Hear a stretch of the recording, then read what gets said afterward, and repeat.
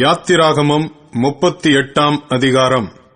தகன பலிபீடத்தையும் சீத்திம் மரத்தால் உண்டாக்கினான். அது 5 முழ நீளமும் 5 முழ அகலமும் சதுர வடிவும் 3 முழ உயரமுமானது. அதன் 4 மூலைகளிலும் அதனோடு ஏகமாயிருக்கிற அதன் 4 கொம்புகளையும் உண்டாக்கி அதை வெண்கலத் தகட்டால் மூடி அந்த பீடத்தின் சகல பணிமுட்டுகளாகிய சாம்பல் எடுக்கத்தக்க சட்டிகளையும் கரண்டிகளையும் கிண்ணிகளையும் முள் துறடுகளையும் நெருப்பு சட்டிகளையும் உண்டாக்கினான். அதன் பணிமுட்டுகளை எல்லாம் வெண்கலத்தினால் பண்ணினான். வலைப்பின்னல் போன்ற ஒரு வெண்கல சல்லடையையும் பலிபீடத்திற்கு உண்டாக்கி அதை அந்த பீடத்தின் சுற்றுக்கு கீழே பாதி உயரத்தில் இருக்கத்தக்கதாக வைத்து அந்த வெண்கல சல்லடையின் 4 மூலைகளிலும் தண்டுகளை பாய்ச்சுகிறதற்கு 4 வளையங்களை வார்ப்பித்து அந்த தண்டுகளை சீத்திம் மரத்தால் பண்ணி அவைகளை வெண்கல தகட்டால் மூடி பலிபீடத்தை அவைகளால் சுமக்கத்தக்கதாக அதன் பக்கங்களிலுள்ள வளையங்களில் பாய்ச்சினான்.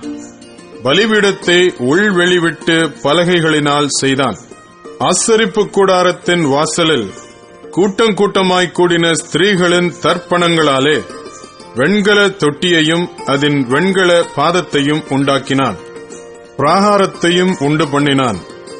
தெற்கே தென் திசைக்கு எதிரான பிராகாரத்துக்கு திரித்த மெல்லிய பஞ்சு நூலால் நெய்த 100 முழ நீளமான தொங்கு திரைகளை செய்தான். அவைகளின் தூண்கள் 20, அவைகளின் வெண்கல பாதங்கள் 20. தூண்களின் கொக்கிகளும் அவைகளின் பூண்களும் வெள்ளி. வடபக்கத்து தொங்கு திரைகள் 100 முழம், அவைகளின் தூண்கள் 20, அவைகளின் வெண்கல பாதங்கள் 20. தூண்களின் கொக்கிகளும் பூண்களும் வெள்ளி. மேற்பக்கத்து தொங்கு திரைகள் 50 முழம், அவைகளின் தூண்கள் 10, அவைகளின் பாதங்கள் 10. தூண்களின் கொக்கிகளும் அவைகளின் பூண்களும் வெள்ளி. சூரியன் உதிக்கிற திசையாகிய கீழ்ப்பக்கத்து தொங்கு திரைகள் 50 முழம்.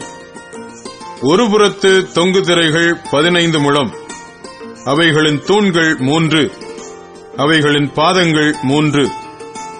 பிராகார வாசலின் ஒரு புறத்துக்கு சரியாக மறுபுறத்திலும் தொங்கு திரைகள் 15 முழம், அவைகளின் தூண்கள் 3, அவைகளின் பாதங்கள் 3. சுற்று பிராகாரத்து தொங்கு திரைகளெல்லாம் மெல்லிய பஞ்சு நூலால் நெய்யப்பட்டிருந்தது. தூண்களின் பாதங்கள் வெண்கலம், தூண்களின் கொக்கிகளும் பூண்களும் வெள்ளி, அவைகளின் குமிழ்களை மூடிய தகடும் வெள்ளி. பிராகாரத்தின் தூண்கள் எல்லாம் வெள்ளிப்பூண்கள் போடப்பட்டவைகளுமாயிருந்தது. பிராகார வாசலின் தொங்குதிரை இளநீல நூலாலும் இரத்தாம்பர நூலாலும் சிவப்பு நூலாலும் திரித்த மெல்லிய பஞ்சு நூலாலும் செய்யப்பட்ட விசித்திர தையல் வேலையாயிருந்தது. அதன் நீளம் 20 முழம், அதன் அகலமும் உயரமும் பிராகாரத்தின் தொங்கு திரைகளுக்கு சரியாய் 5 முழம். அவைகளின் தூண்கள் 4, அவைகளின் வெண்கல பாதங்கள் 4, அவைகளின் கொக்கிகள் வெள்ளி, அவைகளின் குமிழ்களை மூடிய தகடும் அவைகளின் பூண்களும் வெள்ளி. வாசஸ்தலத்துக்கும் பிராகாரத்துக்கும் சுற்றிலும் இருந்த முளைகளெல்லாம் வெண்கலம். மோசேயின் கட்டளைப்படி ஆசாரியனான ஆரோனின் குமாரனாகிய இத்தாமாரின் கையிலே லேவியரின் ஊழியத்திற்கென்று எண்ணி கொடுக்கப்பட்ட சாட்சியின் வாசஸ்தலத்து பொருள்களின் தொகை இதுவே.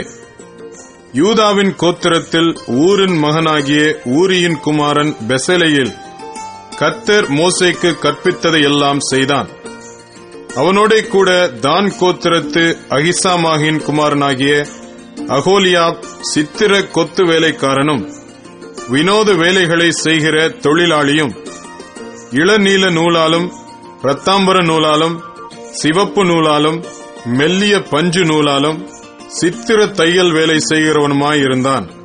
பரிசுத்த ஸ்தலத்தின் வேலைகள் யாவற்றிற்கும் காணிக்கையாக கொடுக்கப்பட்டு செலவான பொன்னெல்லாம் பரிசுத்த ஸ்தலத்தின் சேக்கலின்படி 29 தாலந்தும் 730 சேக்கல் நிறையுமாய் இருந்தது. சபையில் எண்ணப்பட்டவர்கள் கொடுத்த வெள்ளி பரிசுத்த ஸ்தலத்தின் சேக்கலின்படி 100 தாலந்தும் 1775 சேக்கல் நிறையுமாய் இருந்தது.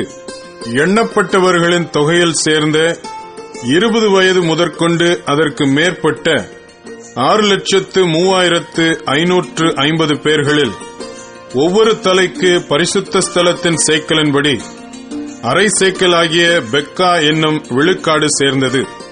அந்த வெள்ளியில் 100 தாலந்து வெள்ளியினால் பரிசுத்த ஸ்தலத்தின் பாதங்களும் திரையின் பாதங்களும் வார்ப்பிக்கப்பட்டது.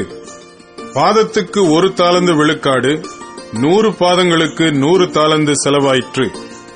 அந்த 1775 சேக்கலால் தூண்களுக்கு பூண்களை பண்ணி அவைகளின் குமிழ்களை தகடுகளால் மூடி அவைகளுக்கு பூண்களை உண்டாக்கினான்.